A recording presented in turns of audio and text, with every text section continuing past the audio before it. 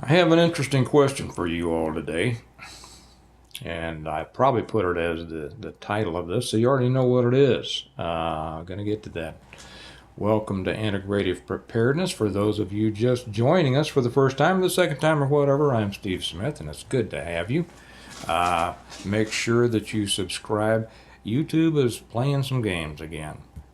Make sure that you subscribe if you'd like to get notifications of upcoming videos. I put one up almost every day, and I put more than that up over on the Patreon channel pretty much every day. So make sure that you subscribe, hit the bell. Give us a thumbs up if you will, if you like what's going on here. And if you'd like to join us for more content, it's easy to do. Just join us on the Patreon channel. The link is down below in the information section, right above where you can buy my books. Buy my books, yes. I wrote books, a lot of books about preparing and surviving and rebuilding and things like that. But what I want to talk to about today is essentially ask you a question. My son and I were driving back from a job. Um, we put up Christmas lights as part of we have a lighting company, and a lot of our work is Christmas lights and special events lights and things like that. So we were down in the city, actually down into the city, not into the hood. People have a tendency to think that if you're in the city, you're in the hood. Not at all. We were in a very, very nice area of the city, deep down into the city.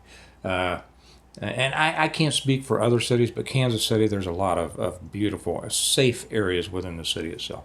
So we were down there and putting up lights on a house, and it was just spectacular.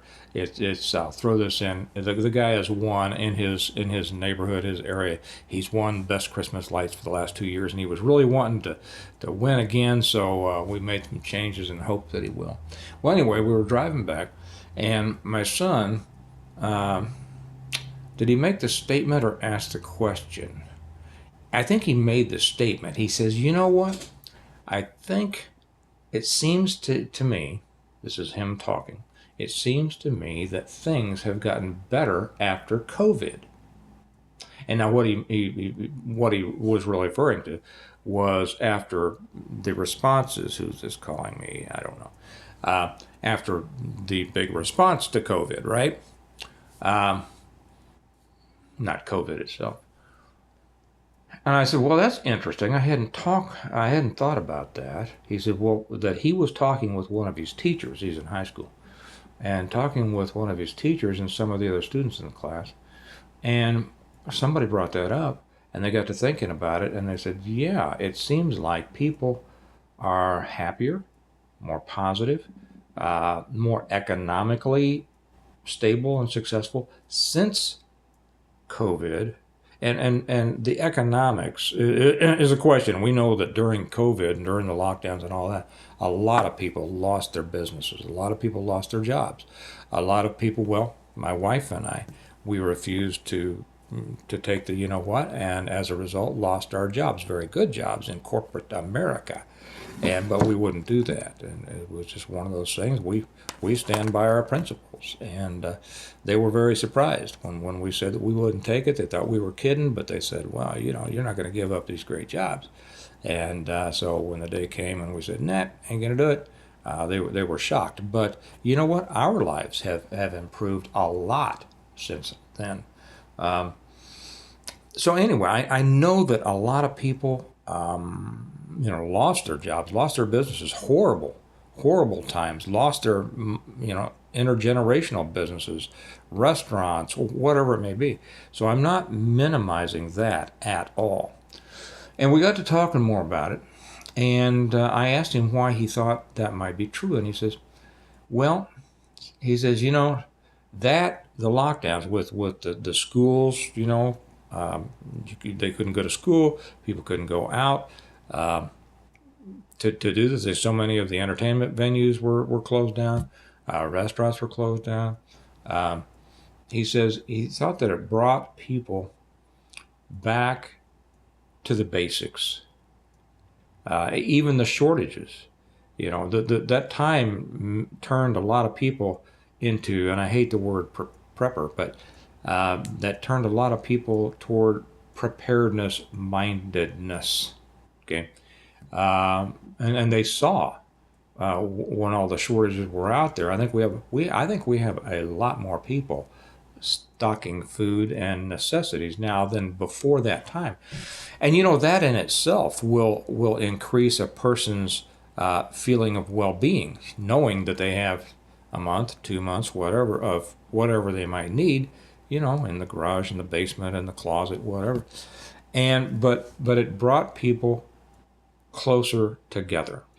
First off, the families.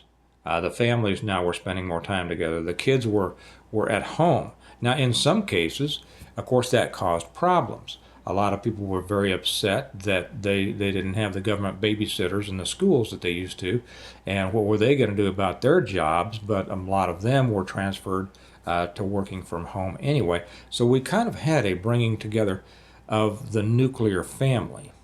Now, I'm sure that wasn't true in a lot of areas.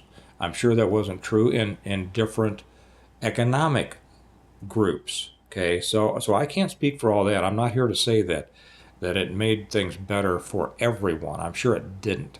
But in our situation, this was interesting. And I said, that makes a lot of sense.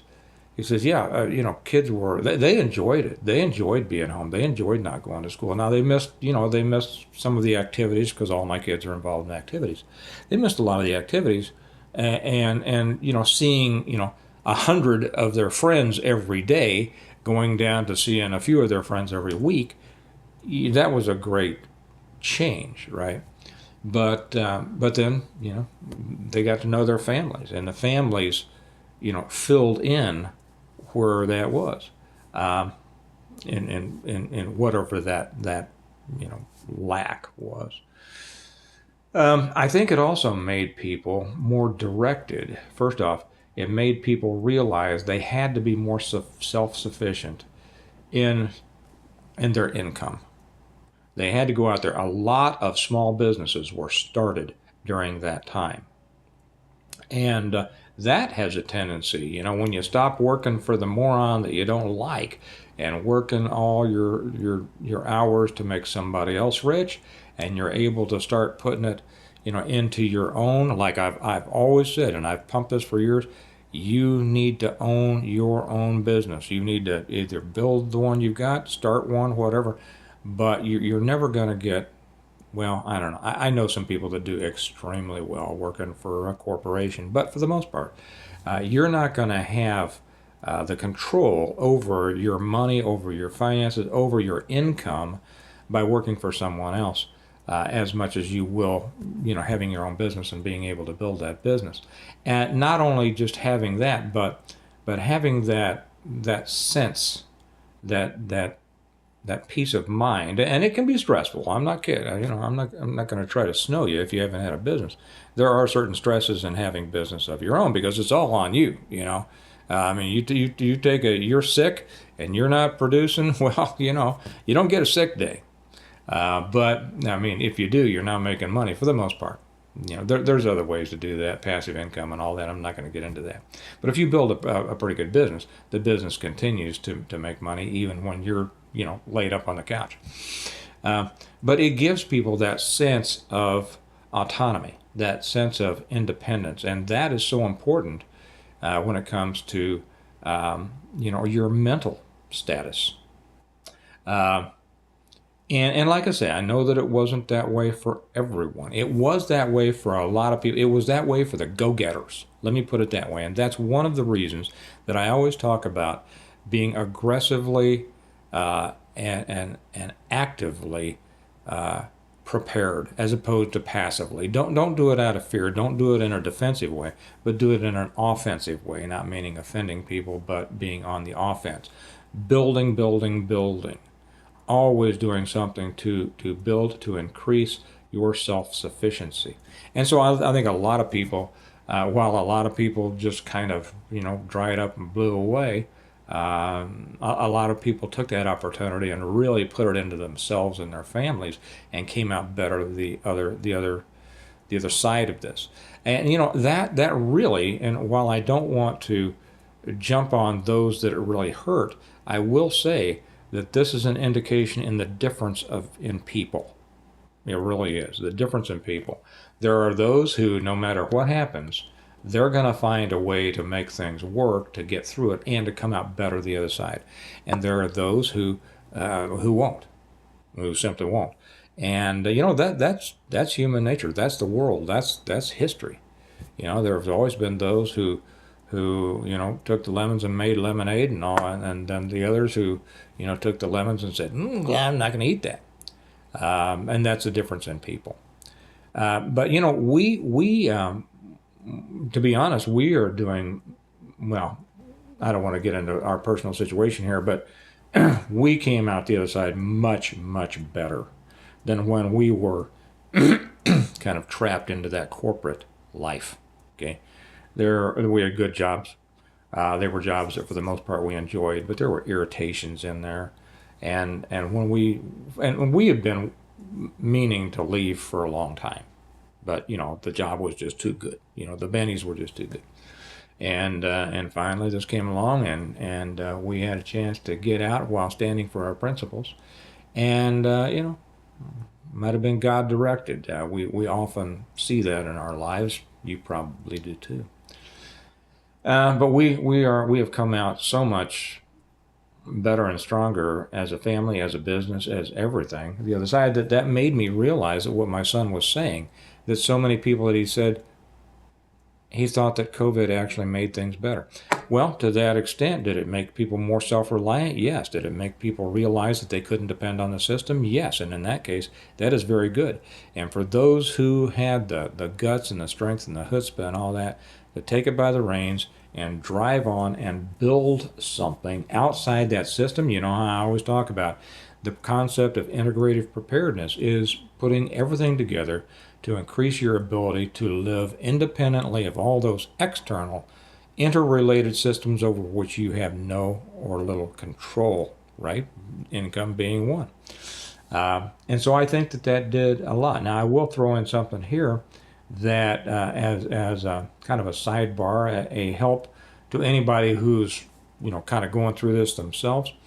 One of the reasons that I think we have done well because is we have a very niche business, specialty lighting, a lot of it Christmas lighting, things like that, and we deal for the most part.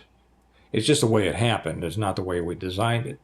But if you want, I think it would be good to design it. For the most part, the people who are our customers, many of whom have become friends over the years, are the ones who are not affected by economic downturn as others. Okay, and here's where if you for those who may be watching that are easily affected. And I know that somebody will come in here, well, not everybody has all the money in the world, and not everybody can do that, and not everybody. Yes, you can. Yes, you can. You who are saying that can. You just haven't because you won't believe that you can. You can. If anybody can, you can. Okay? So that's a non-excuse. And when I see those things, if you're new to the channel, I'm not a mean guy, but I don't put up with excuses. Whining and excuses just grate on me because it's a person preemptively giving the reasons why they won't try to do better or work harder or build bigger or whatever. And in the preparedness world, and not just preparing for the end, for the chaos, for the collapse and all that, but preparing to have a better life tomorrow. That's what you should always be striving for. Your preparedness should not only prepare you to do well after a complete collapse, like I talk about in my books, but to live better today. I'll hold these up for anybody who's new. The Stonemont series, I always say if you're serious about being prepared and you haven't read these need to be your next step. I would suggest it very highly. The Reversion, the Revival, the Renewal, and Appeal to Heaven, the Blessings of Freedom, and Hostages to Fortune, the books that I've written over the last since 2017 about it's the total plan of preparing for, surviving, and rebuilding after a complete collapse of everything. You can get them either on Amazon or through our website and get them signed from me, stonemont.us, and the links are down below.